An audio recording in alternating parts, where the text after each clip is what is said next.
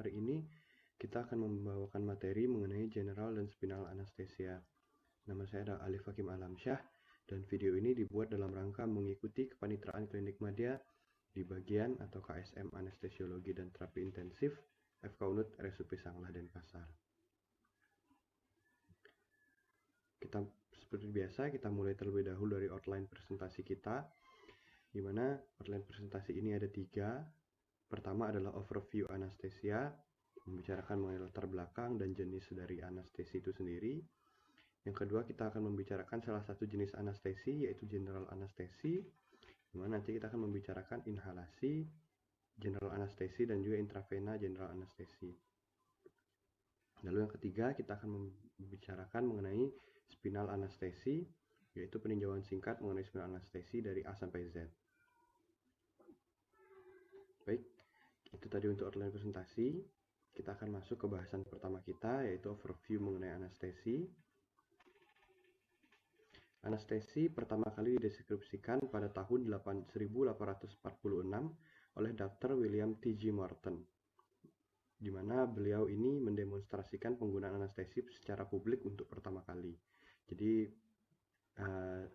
obat anestesi yang beliau gunakan ini adalah ether. Jadi beliau menggunakan ether untuk pertama kali di depan publik untuk melakukan anestesi sebelum dilakukannya pembedahan. Jadi saat itu namanya masih belum anestesi. Lalu Dr. Oliver Holmes beberapa saat kemudian atau beberapa hari kemudian menyarankan nama anestesi terhadap tindakan yang dilakukan oleh Dr. William T.G. Morton itu. Diambil dari bahasa Yunani yang berarti tanpa, dan estetos, sensasi, yang berarti anestesi adalah tanpa sensasi. Pada saat itu definisi anestesi masih sederhana sekali, yaitu penghilangan rasa nyeri secara sementara pada seluruh tubuh atau bagian tubuh tertentu dengan menggunakan obat atau metode lainnya. Mana kita ketahui saat ini anestesi itu bukan hanya penghilangan rasa nyeri, namun nanti akan dijelaskan mengenai apa-apa saja yang terjadi pada tubuh kita selama anestesi, yang tentunya bukan hanya penghilangan rasa nyeri atau analgesi saja.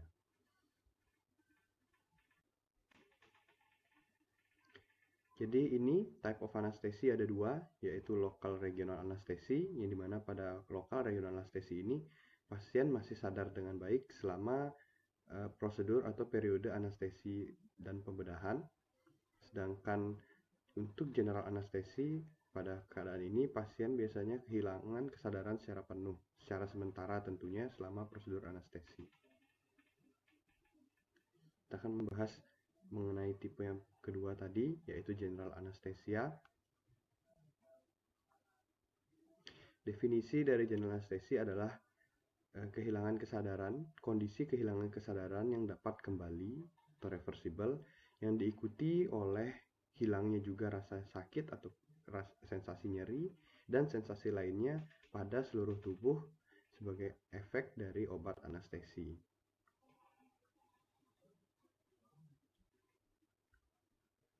Nah, apa saja efek-efek dari general anestesi ke dalam tubuh kita? Ini yang kita sempat singgung tadi. Yang pertama, efeknya adalah hipnotik atau loss of consciousness, di mana efek pertama adalah kehilangannya atau kehilangannya kesadaran yang dapat kembali lagi atau secara sementara saja.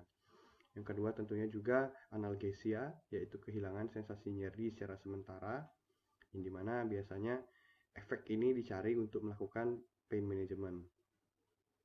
Yang ketiga, adanya relaksasi dari otot-otot atau muscle relaxation. Ini adalah kehilangan fungsi-fungsi otot secara sementara, di mana ini terjadi karena ada blokade pada neuromuskular yang merupakan efek dari obat anestesi. Yang keempat, efeknya adalah arefleksia atau menurunnya refleks. Abolition of compensatory reflex response. Nah, general anesthesia 2 dari 4 ini saja. Jadi minimal ada 2 dari 4 sudah kita bisa katakan pasien ini mengalami atau sedang dilakukan general anesthesia. Apabila lebih ya nggak apa-apa gitu. Itu untuk efeknya. Untuk tahapan dari general anesthesia sendiri ada 4 tahapannya. Tahap yang pertama adalah tahap analgesia, atau seperti yang tadi dijelaskan adalah menurunnya atau menghilangnya sensasi nyeri yang pasien rasakan.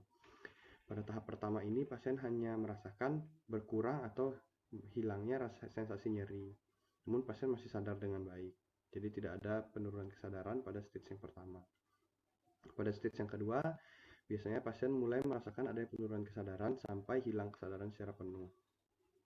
Nah, pada tahap ini sesuai dengan namanya eksitasi, di mana biasanya terjadi gerakan-gerakan yang tidak bisa dikontrol oleh pasien. Jadi seperti mengamuk dia. Bahasa pada beberapa studi dibilang seperti mengamuk, dan bisa juga muncul sebuah gejala seperti mual muntah. Atau yang bisa kita lihat tentunya adalah vomitnya. Untuk stage 3 ini adalah tahap surgical anestesi, di mana di tahap inilah target anestesi untuk pembedahan hingga masuk ke tahap stage 3 ini. Lebih tepatnya lagi di plana 3, karena tentunya di surgical anesthesia di stage 3 ini ada 4 substage, jadi plana 1, plana 2, plana 3, dan plana 4. Biasanya untuk target untuk pembedahan berada di stage 3, plana 3. Sedangkan stage 4 atau stage paralisis, di mana ini sudah terjadi paralisis dari medulari dan juga adanya arrest dari respiratory. Jadi sudah ada gejala-gejala henti nafas, di mana apabila anestesi terus dilanjutkan, maka yang terjadi selanjutnya adalah cardiac arrest. Oleh karena itu, anestesi tidak dilaksanakan hingga stage ini. Jadi cukup sampai stage 3, plana 3 biasanya.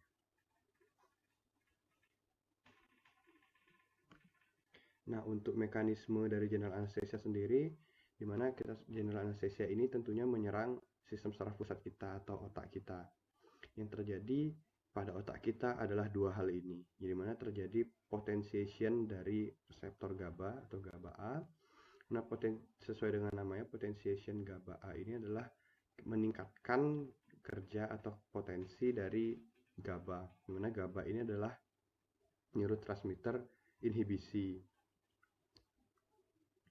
Nah, beberapa obat-obatan yang mempunyai mekanisme ini adalah haloten, misalnya, atau propofol atau etomidate.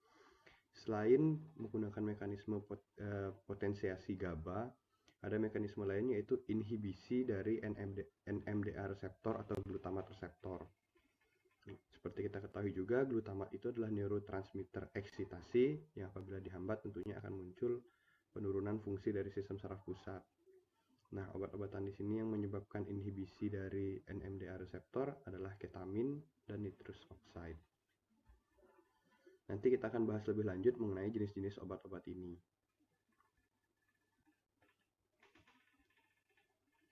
Nah, ini tipe general anesthesia. Ada 3. Yang pertama adalah inhalasi atau inhalation, di mana obat anestesi diberikan secara inhalasi.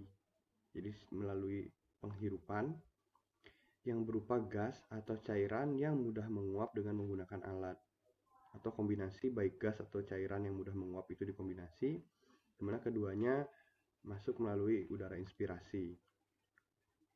Yang kedua, intravenous, general anesthesia intravenous, yaitu sesuai dengan namanya, yaitu memberikan obat anestesia secara parenteral ke pembuluh darah vena. Yang terakhir, balance atau mix adalah kombinasi antara inhalasi dan intravenous anestesi, atau juga bahasa ini juga digunakan untuk kombinasi dari anestesi general dan anestesi regional. Namanya juga balance atau mix anestesi. Kita akan mulai bahasan kita ke inhalasi anestesi, yang merupakan tipe pertama dari general anesthesia. Anestesi inhalasi adalah anestesi yang mostly done atau banyak digunakan untuk anak-anak atau bayi yang belum dipasang selang infus. Jadi karena anak-anak dan bayi biasanya sangat lebih susah untuk memasang infus, jadi untuk anak-anak atau bayi yang belum dipasang infus, maka anestesi inhalasi adalah pilihan utamanya. Atau digunakan pada orang-orang dewasa yang punya fobia terhadap jarum suntik. Jadi agak susah jadinya untuk memasang IV kateternya, sehingga anestesi inhalasi lah pilihannya. Dimana anestesi inhalasi ini lebih banyak digunakan untuk maintenance dari anestesi itu sendiri. Berbeda nanti dengan intravenous anestesi. Ada beberapa teknik pada anestesi inhalasi. Yang pertama misalnya adalah face mask inhalation, atau ada laryngeal mask inhalation, atau ada PET with spontaneous breathing. PET itu endotracheal tube with spontaneous breathing, atau ada juga endotracheal tube dengan regulated breathing. Jadi ada yang breathingnya secara spontan tidak kita atur, ada yang breathingnya diatur. Namun dua-duanya menggunakan pipa endotracheal atau endotracheal tube.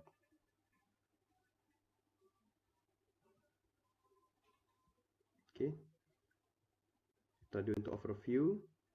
Nah, ini karakteristik penting yang harus kita ketahui ketika kita berbicara mengenai general anestesi inhalasi. Ada dua yang penting, yaitu blood gas partition coefficient dan oil gas partition coefficient. Dari namanya saja kita udah bisa bayangkan bahwa blood gas, untuk yang blood gas ini adalah mengukur solubility dari obat anestesi yang dihirup di darah. Nah, jadi seberapa cepat obat ini bisa masuk ke dalam darah. Mana ini digunakan untuk mengukur kecepatan dari induksi dan recovery dari suatu obat anestesi inhalasi. Karena ini adalah solubility di darah, maka semakin rendah blood gas coefficient, maka akan semakin cepat induksi dan recovery-nya. Misalnya yang cepat induksi dan recovery ini adalah nitrous oxide, sedangkan yang higher the blood gas coefficient, maka lower the induction and recovery, seperti pada halogen. Bertolak belakang dengan oil gas partition coefficient, ini adalah mengukur solubility pada lemak, lipid. Dimana kita ketahui bahwa jaringan kita ini rata-rata dibentuk oleh lipid. Jadi ini lebih untuk mengukur potensi dari obat anestesi inhalasi yang kita gunakan. Dimana semakin tinggi kemampuan solubilnya pada lipid, maka semakin tinggi pula potensi anestesinya.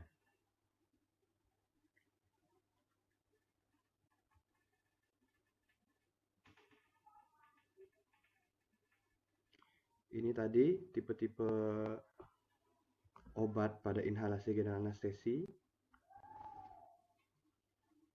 Jadi masih ada lagi selain ini, misalnya ada ether, namun karena keterbatasan dari penulis, maka hanya segini saja yang dijelaskan.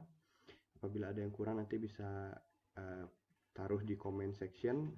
Kami akan berusaha untuk tambahkan pada video berikutnya, atau teman-teman bisa bantu kami untuk mencari sumber di mana bisa membaca mengenai hal itu. Jadi nitrous oxide ini, jadi yang pertama, tipe drug yang pertama adalah N2O atau nitrous oxide, merupakan inhalasi anestesi yang paling aman.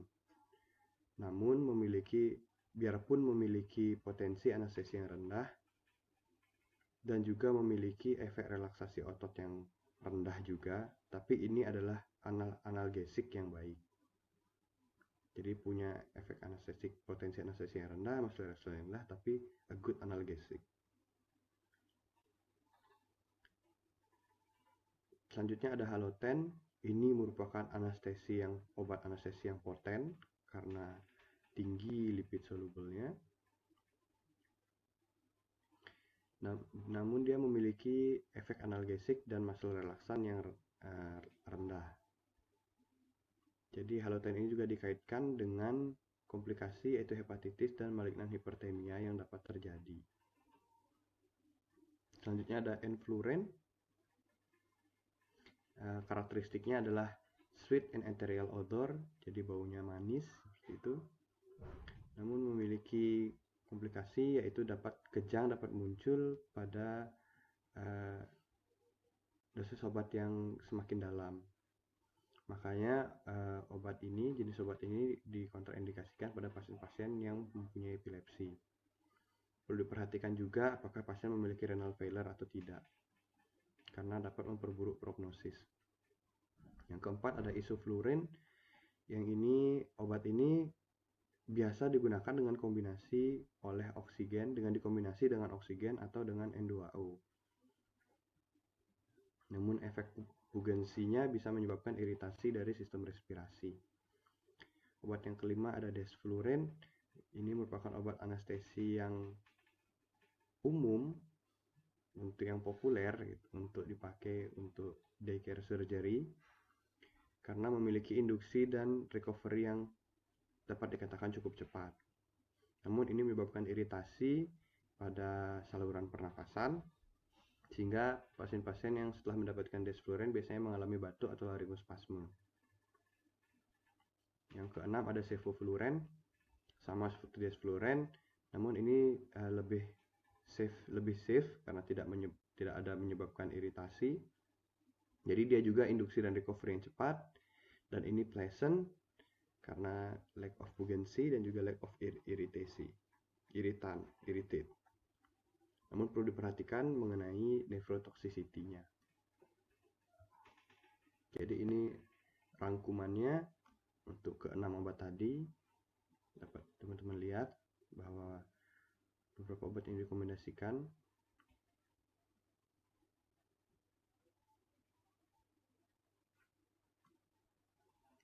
Jadi di tabel ini juga ada blood gas coefficient, ada oil gas coefficient, terus juga ada feature-nya atau klinisnya, dan juga ada komplikasi yang harus teman kita awasi ketika menggunakan salah satu dari obat anestesi. Baik, itu tadi untuk tipe jenis-jenis obatnya. Maaf. Jadi untuk pengertian dari inhalasi dari general anestesi itu ada sebuah keadaan yang namanya diffusional hipoksia yang harus kita perhatikan. Dimana ketika kita berhenti penggunaan dari N2O khususnya, maka gas ini dapat diffuse ke dalam pembuluh darah lalu masuk ke dalam alveoli. Nah, ketika dia masuk ke dalam alveoli, ini akan menyebabkan dilute dari oksigen yang ada pada alveoli. Nah, dilute oksigen ini akan menyebabkan situasi yang namanya diffusional hipoksia. Oleh karena itu, pada pasien-pasien yang diberikan inhalasi general anesthesia dengan menggunakan nitrous oxide, oksigen 100% harus diberikan ketika nitrous oxide berhenti atau discontinue untuk mencegah munculnya diffusional hipoksia ini.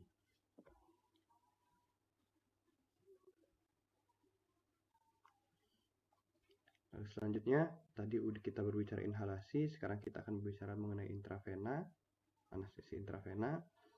Ini adalah teknik yang paling umum digunakan pada beberapa studi dikatakan, di mana lebih banyak dikerjakan pada orang dewasa yang kooperatif. Lebih banyak digunakan untuk menginduksi anestesi dibandingkan untuk maintenance, sedangkan inhalasi lebih banyak untuk maintenance. Beberapa variannya yaitu klasik, intravena anestesi, lokal intravena anestesi, atau juga ada neurolab anestesi analgesia.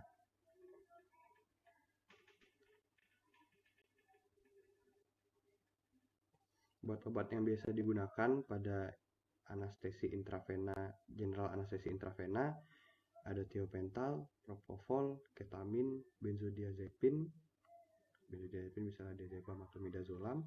Terus ada juga neuroleptan analgesia ya. Ini fentanyl dan dikombinasikan. Kita akan bahas satu-satu obatnya. Pertama dari thiopental, di mana thiopental ini merupakan grup barbiturat atau golongan barbiturat, mempunyai efek hipnotis atau efek sedasi sehingga menyebabkan loss of consciousness. Ini merupakan obat yang bagus untuk induksi karena tidak menyebabkan eksitasi. Dan ini juga recovery-nya cepat, 10-20 menit saja dengan dosis induksi 3-6 mg per kilogram berat badan secara IV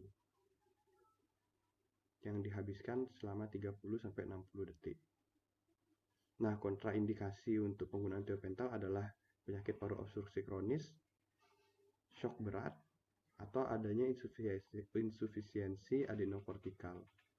Dengan beberapa side effect yang mungkin muncul adalah hipoventilasi, spasme laring, nyeri, dan juga akut intermittent porphyria. Obat yang kedua adalah propofol. Propofol adalah obat yang paling sering digunakan, mempunyai efek hipnosis juga, jadi loss of consciousness juga. Induksi yang cepat, hanya butuh 45 detik. Mempunyai efek antiemetik dan juga tidak menyebabkan iritasi. Sehingga efek-efek inilah yang menyebabkan propofol menjadi salah satu obat intravena yang paling banyak digunakan. Induksi dosnya adalah 2-2,5 mg per kilogram berat badan dengan maintenance dosnya 4-12 mg per kilogram berat badan per jam intravena. Kontraindikasinya adalah diberikan pada anak-anak kurang dari 3 tahun atau tidak boleh diberikan pada wanita yang hamil dan juga pada lansia. Side effect yang dapat muncul seperti hipotensi, apnu ketika sedang diinduksi, dan juga nyeri ketika diinjeksi. Obat yang ketiga adalah ketamin, di mana ketamin ini merupakan anestesia disosiatif, mempunyai efek hipnotik dan juga analgesik. Mekanisme bekerjanya adalah memblokade dari reseptor glutamat atau NMDA reseptor. Jadi ketamin sama kerjanya dengan nitrous oxide. Memiliki efek anestesi yang dalam, menyebabkan imobilisasi dan juga terkadang memunculkan amnesia. Mempunyai efek simpatomimetik, jadi meningkatkan tekanan darah dan juga heart rate. Biasanya digunakan pada pasien-pasien yang mengalami trauma luka bakar atau burn injury. Dosis induksinya adalah 1-2 mg per kilogram berat badan intravena bolus. Kontraindikasi pemberian ketamin adalah hipersensitivitas, hipertensi, pasien dengan coronary artery disease, dan juga pasien dengan takikardi. Side effect yang dapat dimunculkan adalah antara lain adalah nausea and vomiting setelah dilakukannya anestesi atau post anestesi, dan juga kadang-kadang muncul blur vision atau pandangan kabur. Selanjutnya ada benzodiazepin. Ini merupakan memiliki efek hipnotik sedatif, memiliki efek juga masalah relaksasi yang ringan, cepat untuk berpindah atau melewati barier plasenta. Ada dua jenisnya, yaitu diazepam dan midazolam. Di mana diazepam dosis induksinya adalah 0,2-0,6 mg per kilogram berat badan intravena, sedangkan midazolam dosis induksinya adalah 0,15-0,45 mg per kilogram berat badan intravena. Kontraindikasinya adalah pasien-pasien dengan MG, pasien dengan akut asma attack, pasien yang hamil pada trimester pertama, dan dengan penyakit hati berat atau severe liver disease. Side effect yang dimunculkan antara lain hipotensi, retensi urin, ataksia, dan depressed breathing atau adanya gangguan pernapasan. Yang terakhir, neuroleptin analgesia, di mana karakteristik dari obat ini adalah menyebabkan calmness atau tenang, jadi tidak terlihat adanya perbedaan secara psikis, dan juga memberikan efek analgesik yang tinggi, tapi tanpa adanya penurunan atau hilangnya kesadaran secara penuh. Mana obat ini merupakan obat kombinasi dari fentanyl dan droperidol. Efek yang dimunculkan adalah menurunnya fungsi otot-otot atau motorik kita, terjadi penekanan dari refleks autonomik, nah, dengan kardiovaskular yang masih stabil, namun terjadi amnesia yang ringan.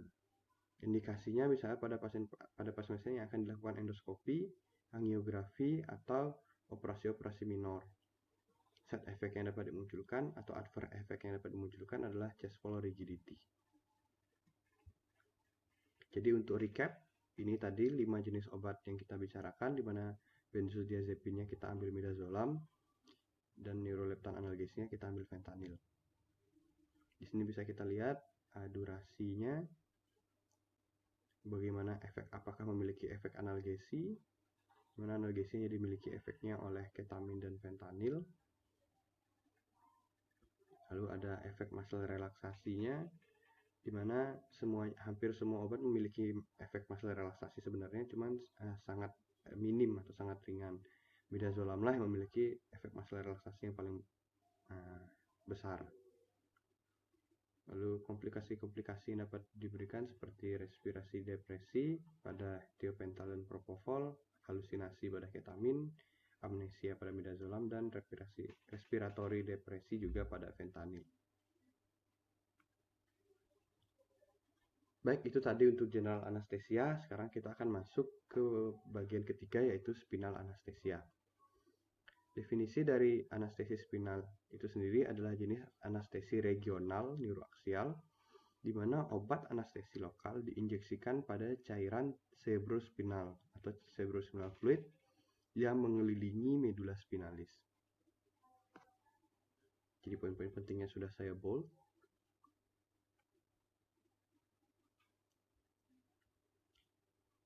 Indikasi dari dilakukannya spinal anestesia adalah biasanya dilakukan pada pasien-pasien yang akan menjalani operasi pada bagian bawah tubuh. Misalnya lower abdominal surgery, inguinal surgery, urogenital surgery, rectal surgery, atau lower extremity surgery. Jadi dari jenis-jenis pembedahan ini kita bisa lihat bahwa titik tertinggi pembedahannya ada di lower abdominal surgery. Jadi untuk operasi-operasi yang lebih tinggi daripada lower abdominal, biasanya spinal anestesi ini bukan indikasi untuk dilakukannya spinal anestesia. Kontraindikasi dari dilakukannya spinal anestesia ada dua, yaitu absolut dan relatif. Absolutnya adalah penolakan pasien tentunya. Yang kedua, adanya infeksi pada area di mana kita akan melakukan tusukan untuk melakukan anestesinya. Terjadi peningkatan intrakranial atau TIK yang meningkat, hipovolemi yang sangat berat, atau terjadi koagulopati. Untuk kontraindikasi relatifnya terjadi sepsis atau bakteremia, pasien yang masuk kriteria namun tidak kooperatif, pasien dengan defisit neurologis, dan pasien dengan gangguan bentuk tulang belakang, dan juga pasien-pasien dengan stenosis heart disease atau penyakit jantung stenosis. Persiapannya ada 5 yang akan kita bahas satu-satu selanjutnya. Yang pertama ada persiapan alat resusitasi, intubasi dan anestesi umum. Kita akan menggunakan statik, jenis alat-alatnya. Yang kedua ada posisikan pasien. Yang ketiga ada identifikasi tempat kita akan melakukan puncture atau penyuntikan. Yang keempat jenis jarum yang akan kita gunakan. Dan yang terakhir adalah obat anestesi lokal yang akan kita gunakan. Kita mulai dari yang pertama, yaitu peralatan. Ada statik, yaitu scope. Statik ini akronim, jadi kepanjangannya ada scope, misalnya stetoskop yang akan kita gunakan. Lalu ada tube atau pipa, ada airway device, tape, introducer, konektor, dan suction, di mana alat-alat ini harus disiapkan sebelum kita melakukan spinal anestesia. Alat ini berfungsi untuk resusitasi, intubasi, dan anestesi umum. Lalu kita mengatur posisi pasien, di mana posisi yang umum ada 3 ini untuk dilakukannya spinal anestesia, yaitu posisi lateral decubitus, posisi duduk, yang cukup sering saya pernah lihat juga prosedur spinal anestesia dengan posisi duduk ini. Lateral decubitus juga saya pernah lihat pada ruang operasi. Lalu dengan posisi terakhir ini posisi prone, yang mungkin sangat jarang atau karena saya tidak pernah melihat pasien diposisikan seperti ini untuk dilakukannya spinal anestesia. Itu untuk posisi. Untuk identifikasi tempat penyuntikan, di mana tempat penyuntikan yang kita cari adalah tempat di mana sudah tidak ada lagi spinal cord. Jadi spinal cord biasanya berakhir di sejajar dengan L1 pada orang dewasa dan L3 pada anak-anak. Lumbal 1 pada orang dewasa, lumbal 3 pada anak-anak. Nah, apabila kita melakukan puncture atau penyuntikan di atas L1 pada orang dewasa atau L3 pada anak-anak, ini akan berhubungan dengan meningkatnya resiko kerusakan spinal cord.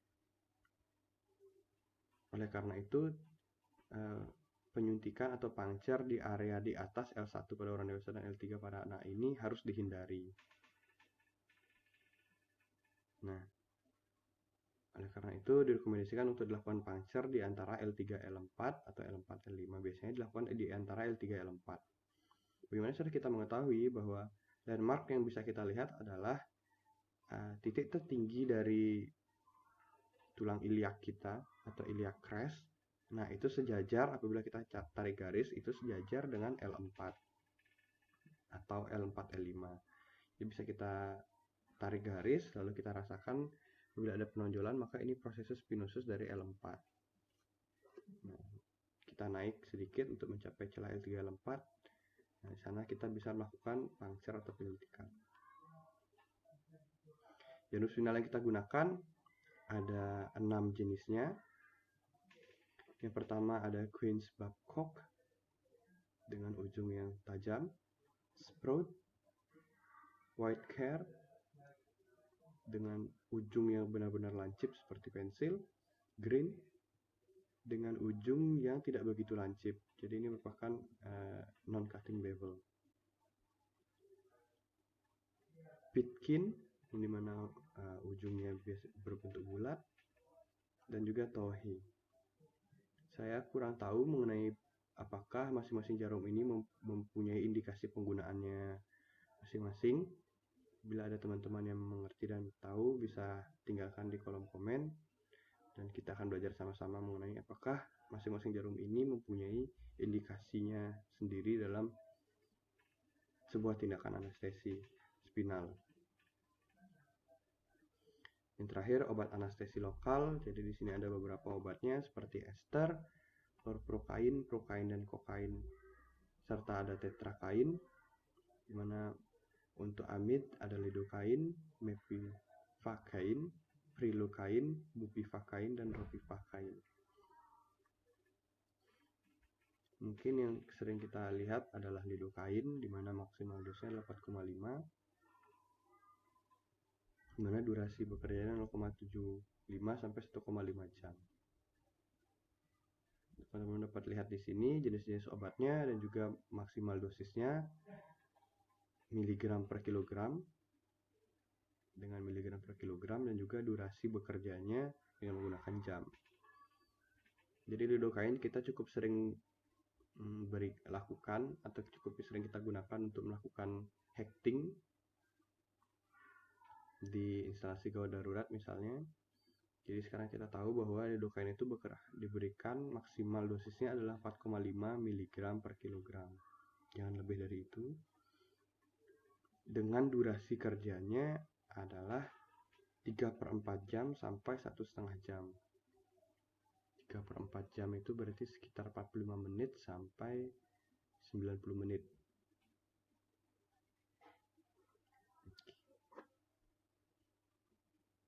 Komplikasi yang dapat ditimbulkan dari spinal anestesia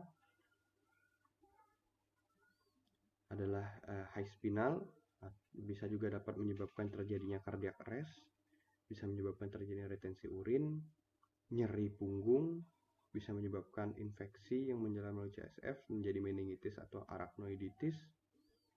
Infeksi juga menjadi epidural abscess, pruritus, atau bisa terjadi TNS atau transient neurological symptom. Untuk menangani komplikasi yang sudah disebutkan tadi, maka kita bisa posisikan pasien dengan baik dan benar, lalu manage pasien dengan oksigen apabila muncul tanda-tanda kekurangan oksigen sehingga tidak terjadi cardiac arrest. Atur nutrisi pasien dengan baik, berikan nutrisi parenteral, dan juga berikan vasopresor. Baik, itu tadi materi dari saya mengenai general anestesi dan spinal anestesi. Terima kasih untuk teman-teman dan dokter yang sudah menonton. Apabila ada pertanyaan, dapat ditinggalkan di seksi komentar di bawah video ini. Baik, sekian dari saya. Terima kasih.